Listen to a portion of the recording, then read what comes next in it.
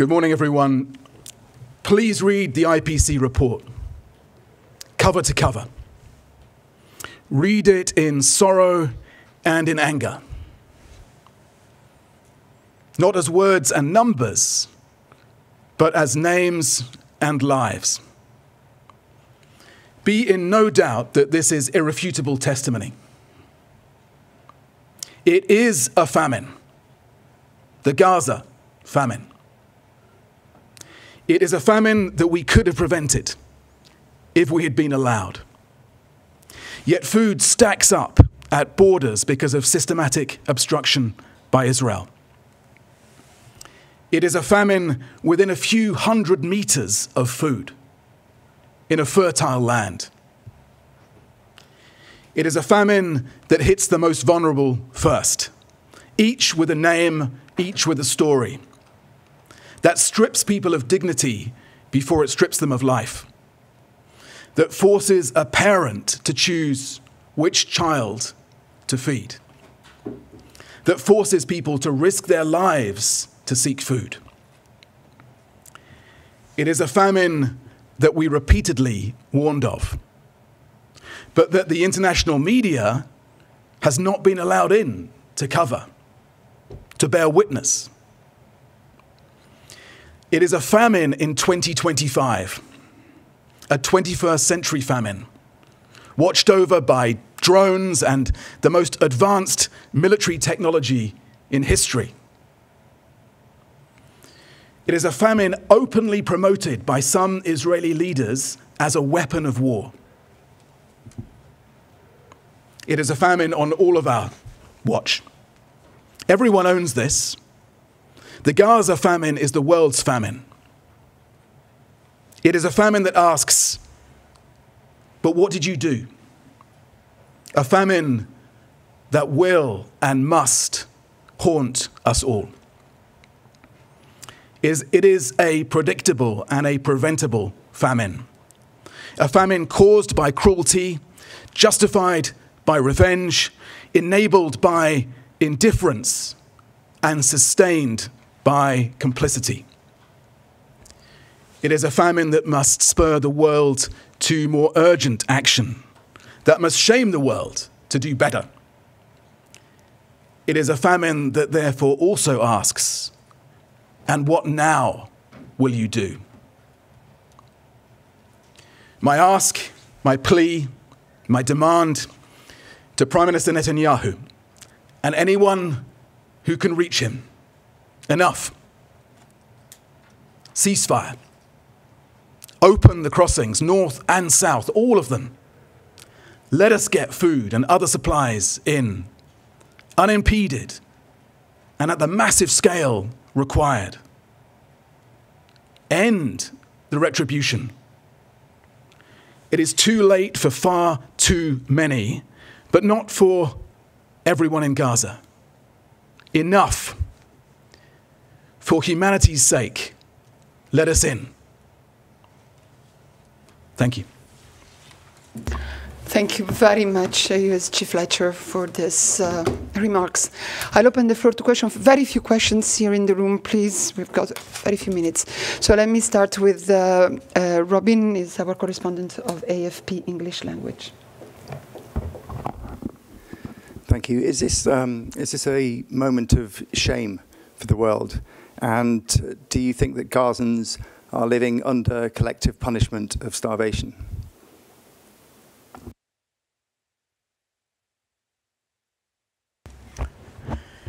Thank you, Robin. And you're right. This is a moment of collective shame. And I think we all feel that in different ways. We all have to look back as the international community and think, where could we have got this in a different place? And we've watched it happen in real time. We've not watched it as closely as we could have done if you'd all been allowed in to cover it, as with the other big moments of famine that many of us can remember through our lifetimes. And it is, as I say, a famine that could have been prevented, but there has been that systematic obstruction preventing us from getting those trucks moving at the scale that they need to. preventing us from breaking that blockade that has existed for so much of recent months. Now, I don't know what people in Gaza will be saying this morning.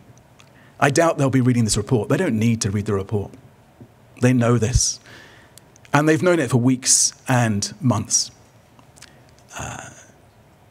Thank you. Thank you very much. I see many hands. Imogen Fox, BBC. Swiss transport let me down. Israel consistently denies that there's famine.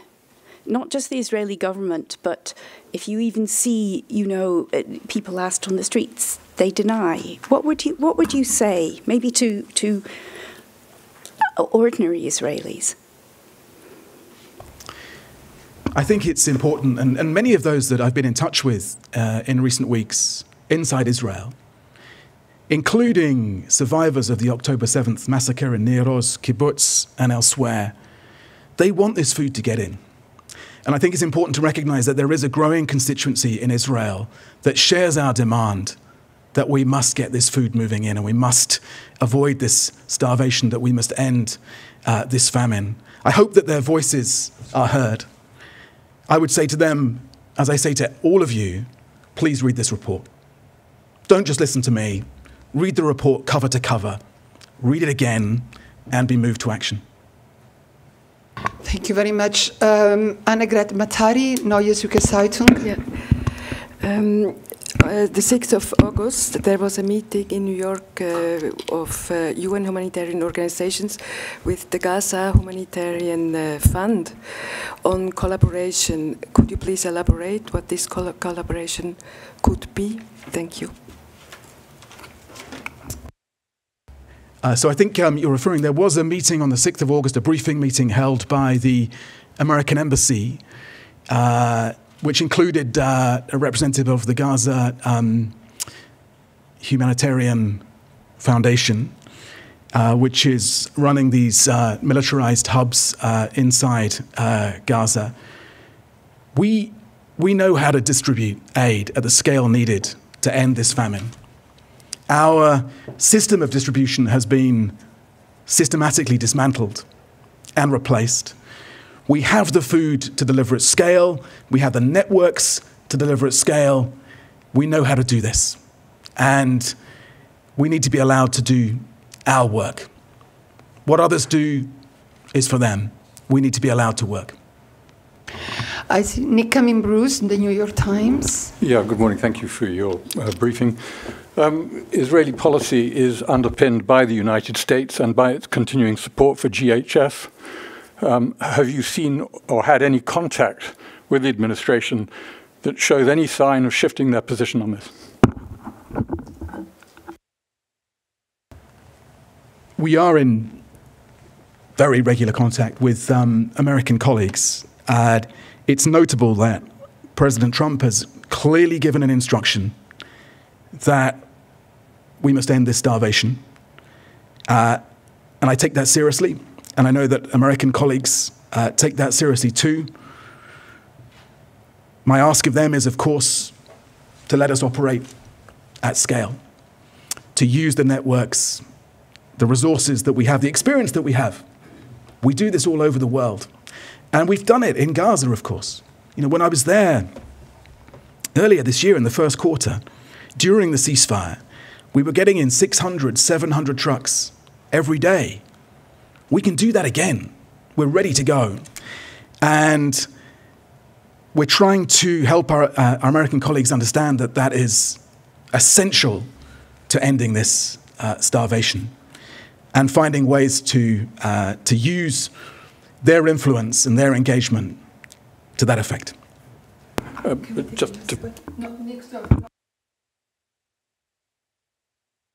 Sorry, the very, very last question. Paula Dupras, Geneva Solutions. Yeah, good morning.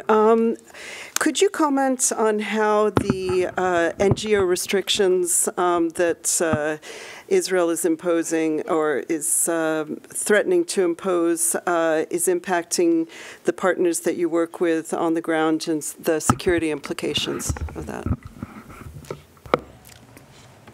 Thank you for raising this, because this isn't just about UN access. We also need commercial access to end this famine, commercial access at scale, and we need access for our essential humanitarian partners across the humanitarian movement. I think the best reference point, actually, is the letter that over 100 NGOs wrote last week, which sets out the way in which they are being impeded. Very specifically, the obstacles that they need to be removed in order to deliver. And so when we call for unimpeded access through all the crossings, we are calling for that for our entire humanitarian movement. We need them back on the ground, delivering at scale, and in a principled humanitarian way. Thank you very, very much, USG Fletcher, for being with us. Please be reminded of a strict embargo until 11 o'clock. We will come back at 11 o'clock on this matter. I'd like to say thank you again and come back soon, Mr. Fletcher. Thank you. Thank you very much.